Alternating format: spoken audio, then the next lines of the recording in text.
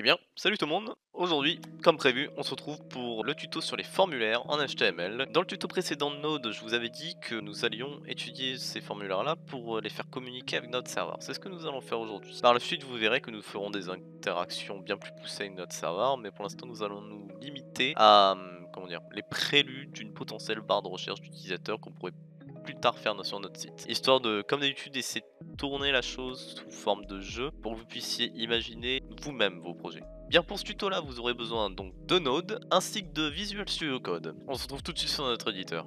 Bien, dans le tuto précédent, nous avions vu donc les préludes de l'HTML et quelques petites balises, on va dire entre guillemets, essentielles. Nous allons donc pouvoir effacer tout ça et repartir sur une base vierge. Voilà.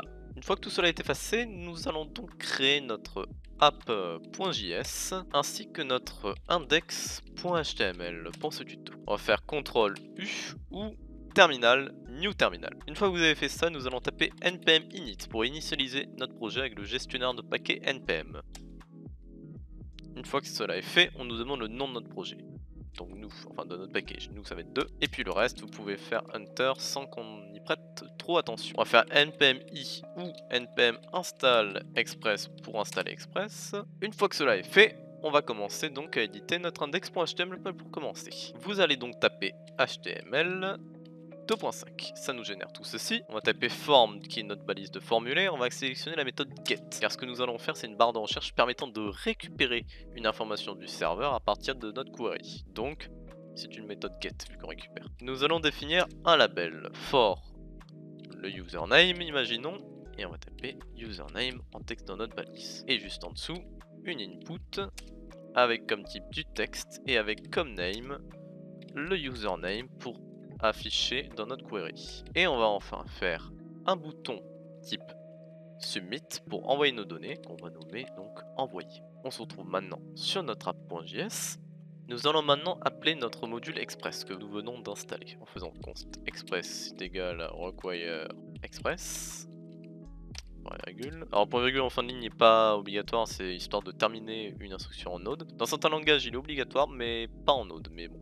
C'est une bonne pratique, on va dire, que je garde. On va ensuite faire un const app est égal à express. On appelle la fonction express pour initialiser notre application. Et on va faire un app.listen sur le port 80 qui est le port HTTP par défaut. Et on va dire que notre application écoute sur le port 80 et une fois qu'elle est en train d'écouter sur le port 80, nous allons donc envoyer dans la console comme quoi il est connecté. On va ensuite faire un app.get slash et on va définir rec qui est la requête et res qui est la réponse.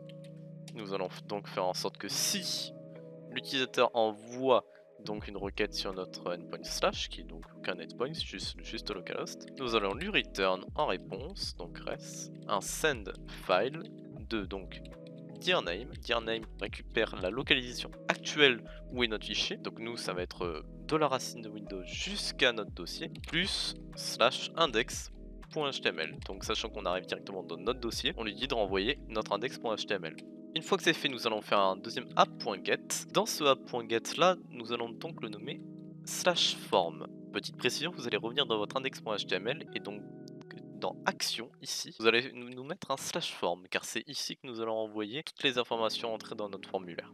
On retourne sur app.js et donc on va faire un rec et res encore et on va faire un res.statut 200.send reçu. Donc, à partir du moment où il va envoyer, d'ailleurs on va faire un return histoire de terminer l'instruction. À partir du moment où il va envoyer donc notre formulaire sur cet endpoint là, on va lui renvoyer un statut 200 qui est donc le statut success ou ok, et on va lui afficher sur la page reçu. On verra dans les tutos prochains qu'on peut très bien faire une redirection vers une autre page une fois que c'est recherché, par exemple une page qui pourrait nous afficher les informations de l'utilisateur en question. On va console.log notre rec.query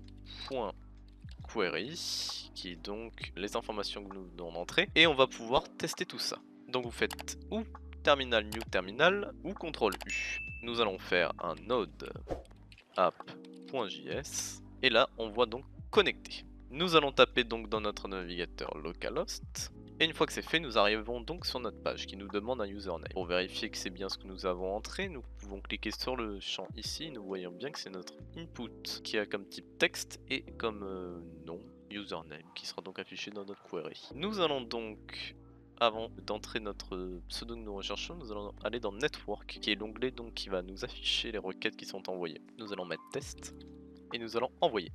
Là nous voyons ici notre requête qui vient d'apparaître. Donc la méthode c'est bien et bien get que nous avons définie. On voit que en query nous avons donc le username que nous avons demandé et donc ce que nous avons entré test. Le statut code est OK, success, parce que le SAR nous a bel et bien envoyé que c'était OK. Nous allons maintenant retourner sur Visual Studio Code.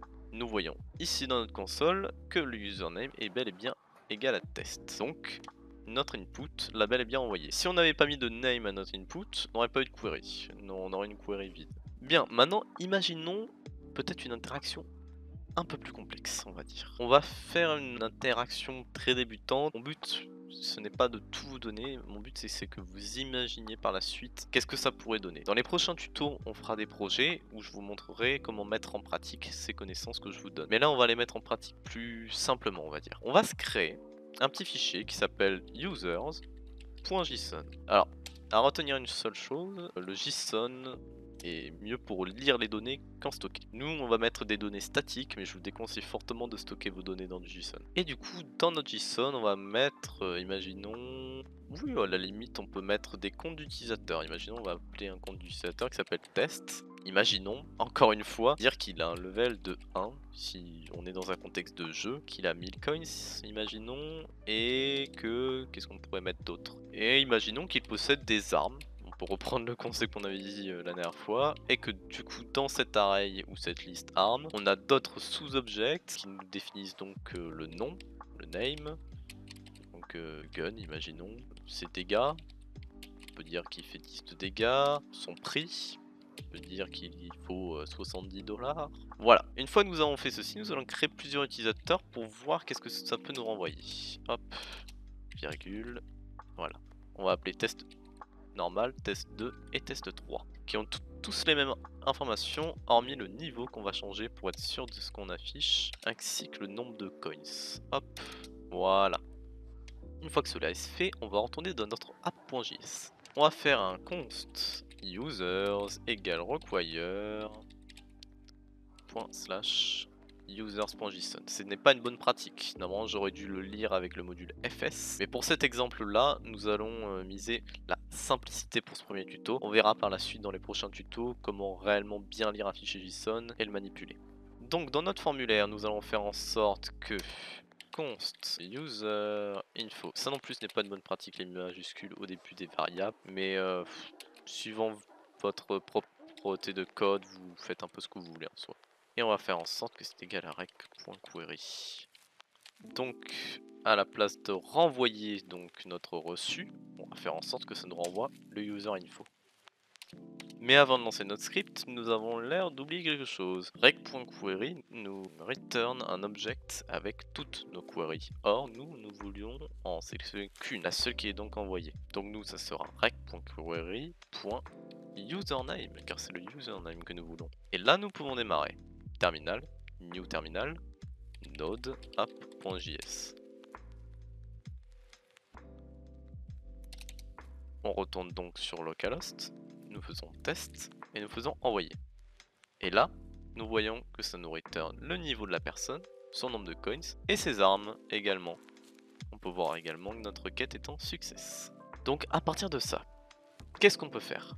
On pourrait très bien décider de renvoyer ces informations là à une page externe avec un, imaginons, res.redirect et vers notre page en question. Ça ne va pas être notre but à ce tuto là. À partir de ces informations là, nous verrons dans le prochain tuto que nous pouvons renvoyer ceci vers un format de fichier qui s'appelle EJS avec un res.render et nous ferons en sorte de renvoyer ceci à une page externe pour qu'à partir d'une barre de recherche, on puisse afficher le profil d'un utilisateur. Mais ça, nous verrons ça dans un prochain tuto. Le prochain tuto portera donc sur Node et sur comment stocker et lire nos données dans un JSON. Même si je vous le déconseille, c'est intéressant de savoir le faire. Après le tuto Node, nous reviendrons sur l'HTML et là nous verrons donc les formats de fichiers EJS et comment à partir de notre JSON renvoyer nos informations sur une page externe où nous pouvons les afficher.